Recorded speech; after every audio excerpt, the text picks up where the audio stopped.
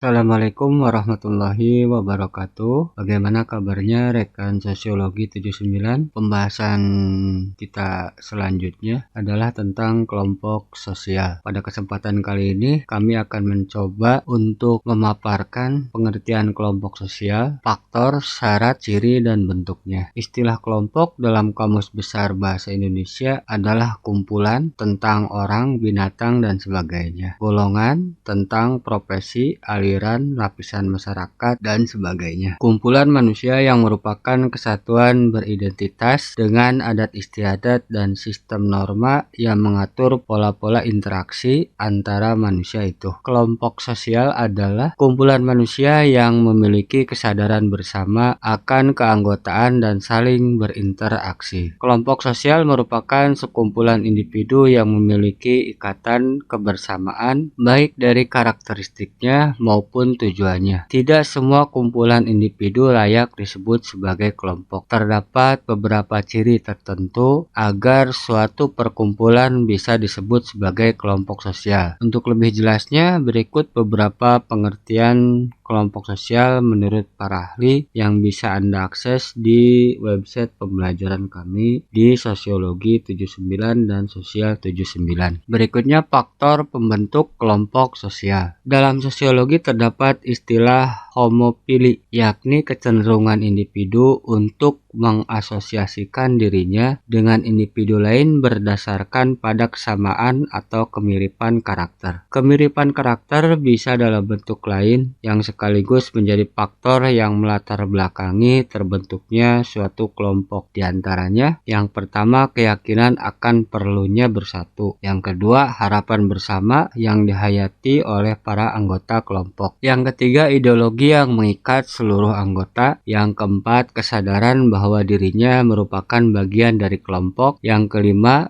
visi yang menjadi panduan hidup bersama. Berikutnya syarat pembentukan kelompok sosial. Yang pertama, kesamaan daerah dan keturunan atau genealogi. Yang kedua, faktor geografis suatu daerah. Yang ketiga, kesamaan daerah asal. Yang keempat, kesamaan kepentingan. Berikutnya ciri kelompok sosial. Robert Camerton menyebutkan 3 ciri yang ada pada kelompok sosial, diantaranya yang pertama, kelompok ditandai dengan seringnya interaksi antar anggota. Yang kedua, pihak yang berinteraksi mengidentifikasi dirinya sebagai anggota kelompok. Yang ketiga, pihak luar mendefinisikan pihak yang berinteraksi sebagai anggota kelompok. Surjono Sukanto merujuk pada pendapat R.M. Machiver dan Charles H. Page menyebutkan unsur-unsur suatu kumpulan bisa disebut sebagai kelompok sosial. Di antaranya, yang pertama, setiap anggota kelompok harus memiliki kesadaran bahwa ia merupakan bagian dari kelompoknya. Kesadaran merupakan unsur penting karena dari situ muncul rasa memiliki yang pada gilirannya berkontribusi pada kepentingan kelompok. Unsur yang kedua, ada hubungan yang sifatnya timbal balik antar individu dalam kelompok. Hubungan timbal balik ini merupakan hubungan saling mempengaruhi dalam interaksi sosial. Unsur yang ketiga, ada rasa kebersamaan yang menjadi pengikat kelompok, seperti rasa senasib sepenanggungan, sehingga muncul solidaritas dan semangat untuk hidup bersama dalam kelompok. Yang keempat, ada pola perilaku yang muncul dalam kelompok. Pola perilaku tersebut bisa ditentukan oleh norma atau peraturan yang menjaga keberlangsungan ikatan kebersamaan.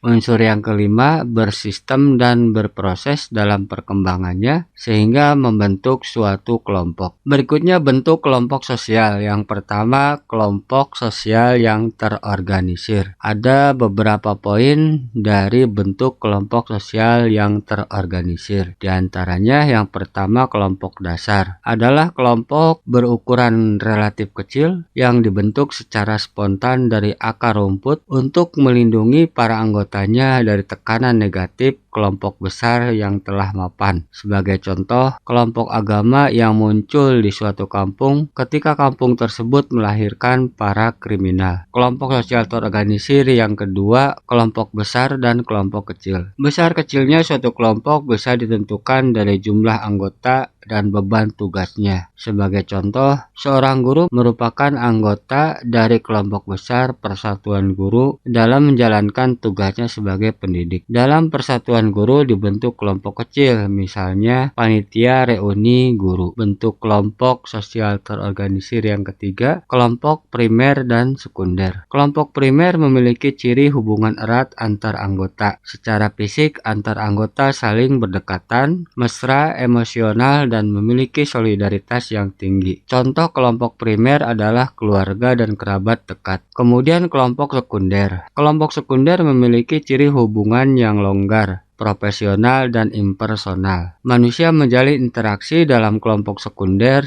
jika dibutuhkan saja. Contoh kelompok sekunder adalah seorang karyawan yang dibutuhkan oleh bosnya untuk menyelesaikan pekerjaan tertentu. Bentuk kelompok terorganisir yang berikutnya, kelompok dalam dan kelompok luar. Kelompok dalam adalah kami, kelompok luar adalah mereka. Ketika seseorang menyebut kami, ia bagian dari kelompok itu. Ketika seseorang menyebut mereka, ia bukan bagian dari kelompok itu. Contoh, seorang gubernur mengatakan kami akan membangun jalan biar mereka atau masyarakat yang menikmatinya. Gubernur itu merasa ia berada di luar masyarakat. Bentuk kelompok terorganisir yang berikutnya, kelompok paguyuban dan patembayan. Kelompok paguyuban memiliki ikatan yang murni atau organik, seperti organ manusia yang diciptakan untuk saling membutuhkan. Contohnya keluarga dan kerabat dekat. Kelompok paguyuban memiliki ikatan yang mekanis, didasarkan atas visi bersama, misalnya komunitas pengusaha dan serikat buruh. Bentuk kelompok terorganisir berikutnya adalah kelompok formal dan kelompok informal. Kelompok formal adalah kelompok yang memiliki aturan-aturan tegas yang sengaja diciptakan untuk mengatur hubungan antar anggotanya. Contohnya adalah organisasi kemahasiswaan. Kelompok informal adalah kelompok yang tidak memiliki peraturan atau struktur organisasi yang secara tertulis dinyatakan legal.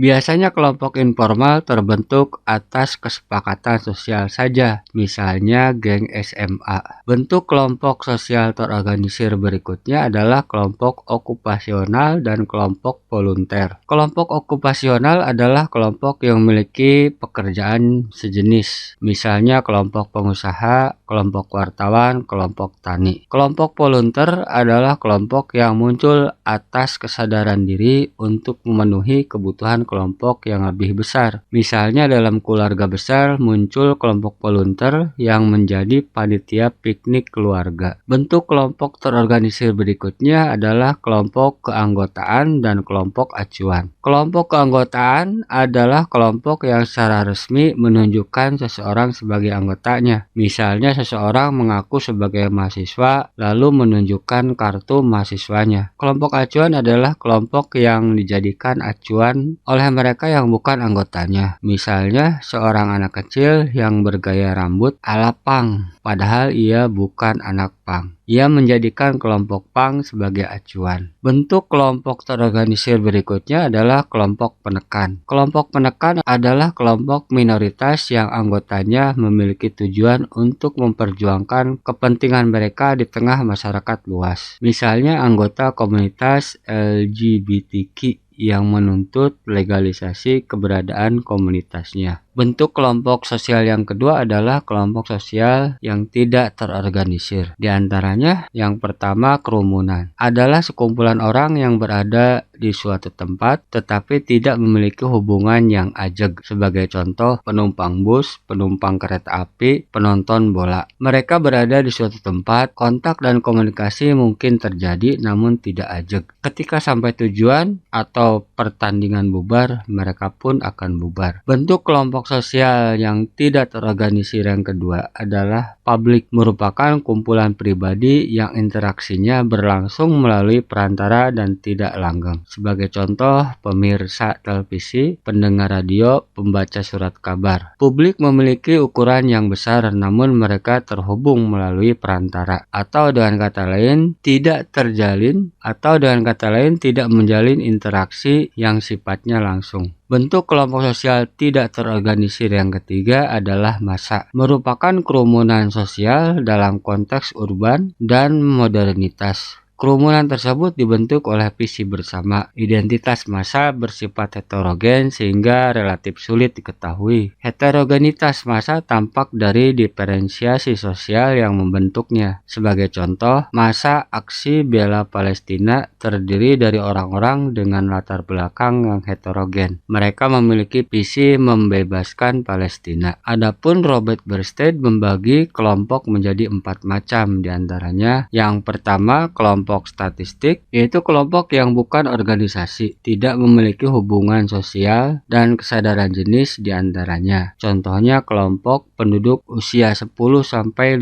tahun di sebuah kecamatan. Yang kedua kelompok kemasyarakatan, yaitu kelompok yang memiliki persamaan tetapi tidak mempunyai organisasi dan hubungan sosial di antara anggotanya. Yang ketiga kelompok sosial, yaitu kelompok yang anggotanya memiliki kesadaran jenis dan berhubungan satu dengan lainnya tetapi tidak terikat dalam ikatan organisasi. Contohnya kelompok pertemuan dan kerabat. Yang keempat kelompok asosiasi, yaitu kelompok yang anggotanya mempunyai kesadaran jenis dan ada persamaan kepentingan pribadi maupun kepentingan bersama. Dalam asosiasi, para anggotanya melakukan hubungan sosial, kontak dan komunikasi serta memiliki ikatan organisasi formal. Contohnya negara dan sekolah. Demikian saja pembahasan kami tentang kelompok sosial di masyarakat. Kita akan terus berlanjut pada konsep-konsep sosiologi berikutnya sekaligus membahas teori-teori sosiologi. Terima kasih. Assalamualaikum warahmatullahi wabarakatuh.